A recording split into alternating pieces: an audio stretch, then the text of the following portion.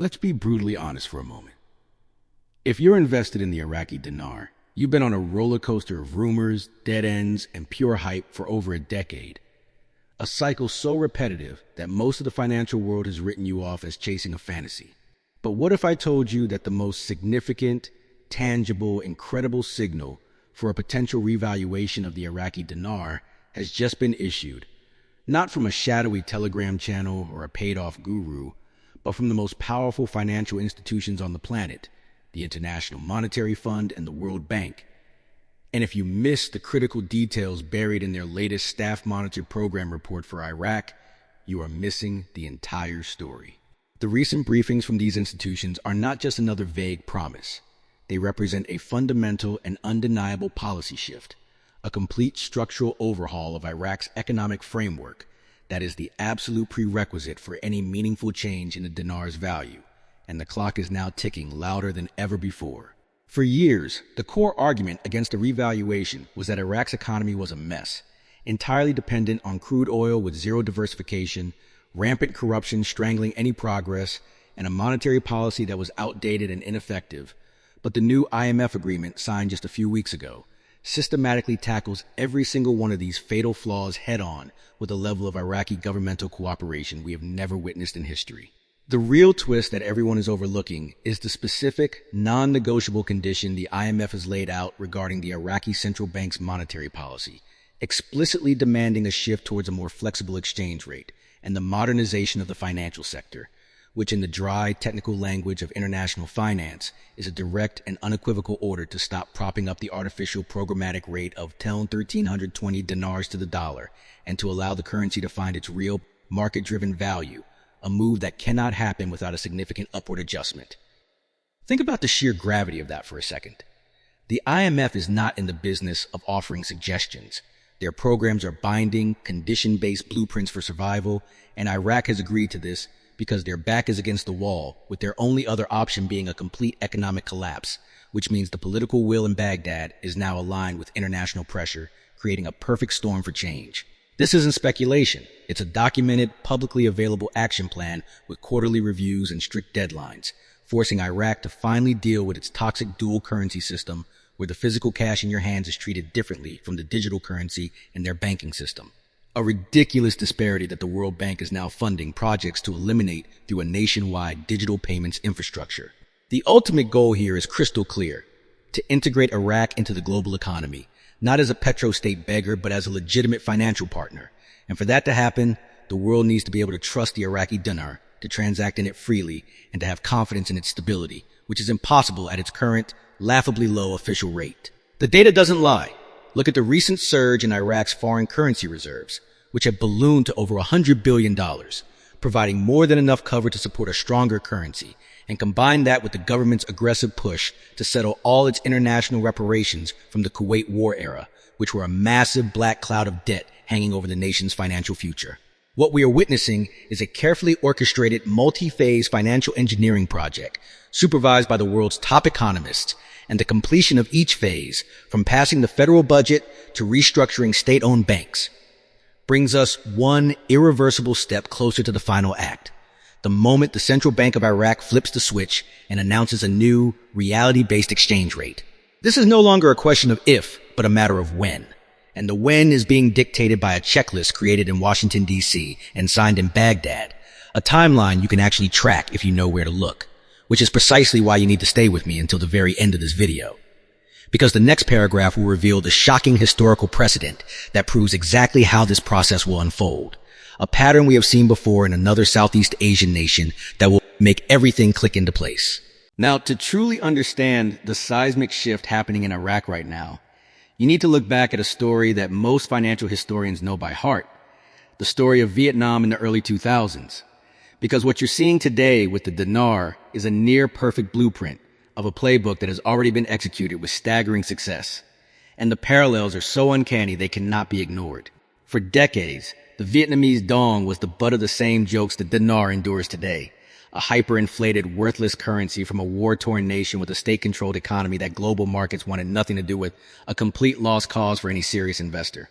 But then, under the stern guidance and strict conditionality of the International Monetary Fund and the World Bank, Vietnam embarked on a radical doi moi economic renovation policy, which forced them to unify their multiple exchange rates, liberalize their trade, and most importantly, grant unprecedented autonomy to their central bank to fight inflation and manage the currency based on market indicators, not government whims.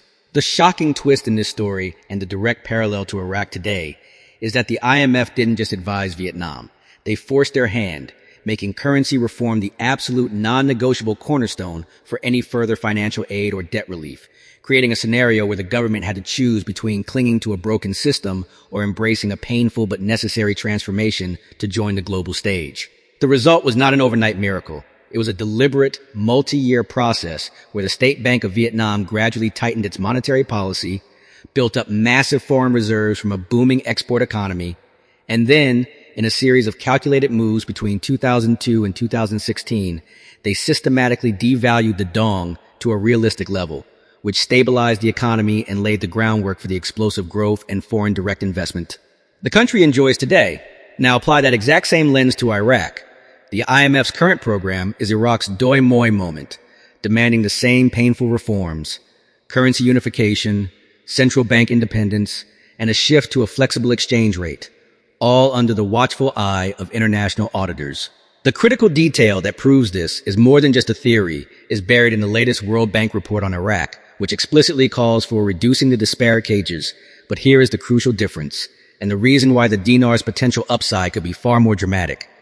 Vietnam's economic transformation was built on manufacturing and textiles, while Iraq is sitting on the world's fifth largest proven oil reserves, a treasure trove of wealth that has been fundamentally undervalued because it's been traded in a currency artificially pegged to the dollar. The moment the dinar is allowed to float, even within a managed band, the true value of Iraq's oil, gas, and untapped mineral wealth will be reflected in its national currency, creating a wave of purchasing power that will ripple through the entire economy, from infrastructure projects to the pockets of ordinary citizens. This isn't just about Forex speculation. It's about the complete rebranding of a nation from a zone of conflict to a zone of opportunity. And the international investment funds, the very same ones that poured into Vietnam after its reforms, are already positioning themselves on the sidelines, waiting for the green light from the IMF's next review report. The data from the Central Bank of Iraq confirms this preparatory phase, showing a dramatic drawdown of dollar auctions and a concerted push to mop up the massive quantities of physical dinar cash circulating outside the banking system, which are clear technical steps to reduce money supply and curb inflation ahead of a major monetary reset. Think of it as the calm before the storm, where the financial authorities are quietly strengthening the dam walls before they open the floodgates. And for those who understand these signals, it's the most bullish indicator imaginable. The historical precedent of Vietnam provides us with a roadmap, a timeline of events from the first IMF agreement to the final currency adjustment. And if Iraq stays on its current trajectory, we are likely looking at a similar multi-phase process rather than a single shocking announcement, which gives astute investors a crucial window of opportunity. But the story doesn't end with historical comparisons. The final piece of this puzzle, which we will delve into next, involves a geopolitical game of chess, far larger than Iraq itself, involving the petrodollar, regional superpowers, and a fundamental shift in global energy politics that could catapult the dinar into a position nobody saw coming. So, we've established the IMF's blueprint and the historical precedent, but to see the full picture, you must look beyond the balance sheets and into the high-stakes arena of global geopolitics, where Iraq is no longer just a passive participant, but is actively maneuvering to become the linchpin in a new Middle Eastern economic order. And the dinar's revaluation is the key that unlocks this entire strategy. For the last 50 years, the global oil trade has been dominated by the petrodollar system, where every barrel of oil sold by Saudi Arabia, the UAE, and even Iraq was priced and settled in US dollars, an arrangement that created immense demand for the dollar and cemented America's financial dominance while leaving oil-producing nations tethered to Washington's monetary policy. But the tectonic plates are shifting. Saudi Arabia is now openly flirting with pricing oil in other currencies. China is aggressively pushing yuan-based oil contracts, and regional powers are seeking a path away from the dollar's influence, creating a power vacuum and a once-in-a-generation opportunity for a nation with immense oil reserves to step into a leadership role. This is where Iraq's bold gambit comes into play. Their recent negotiations with neighboring countries, particularly Turkey and Jordan, to settle trade not in dollars, but in their own national currencies. The Iraqi Dinar, the Turkish Lira, and the Jordanian Dinar, is not a minor trade facilitation measure. It is a direct and deliberate assault on the dollar's hegemony in the region and a test run for the dinar's future viability as a regional reserve currency. The shocking realization here is that the IMF's technical reforms are perfectly synchronized with this geopolitical master plan. A stronger, stable, and internationally recognized Iraqi dinar is not just good for investors. It is an absolute strategic necessity for Iraq to decouple its economy from the dollar and lead a new, independent economic bloc in the Middle East. Imagine the implications. If Iraq, with its vast oil wealth, can price and sell even a fraction of its crude in dinars, it would create an instant, massive, and structural global demand for the currency that simply does not exist today, forcing international energy conglomerates and foreign governments to hold dinar reserves, which would in turn drive its value through a self-sustaining cycle of appreciation and stability. This is no longer a speculative dream.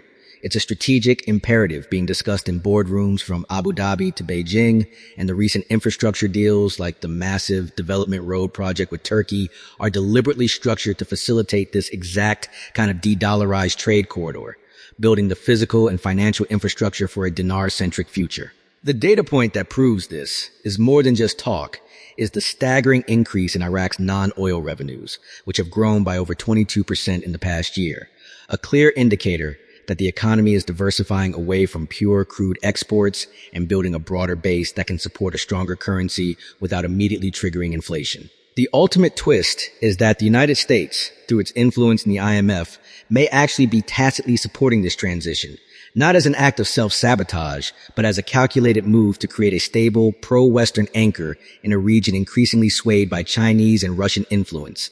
A stable Iraq with a strong currency is a far greater strategic asset than a chaotic Iraq with a worthless one. We are therefore witnessing a perfect convergence of technical readiness, historical precedent, and geopolitical necessity, a trifecta of forces that makes the revaluation of the Iraqi dinar one of the most predictable, yet misunderstood, financial events of the coming years. This is not just about making a profit on a Forex trade. It's about recognizing a fundamental realignment of global power dynamics and positioning yourself at the very forefront of that change, understanding that the numbers on your screen representing the dinar's value are a direct reflection of Iraq's sovereign ambition to reclaim its destiny. The window for action is now before the formal announcement is made and the opportunity becomes mainstream news, which is why you need to be prepared with a clear, disciplined strategy. If this analysis has opened your eyes to the real story unfolding behind the headlines, then you need to take the next crucial step right now.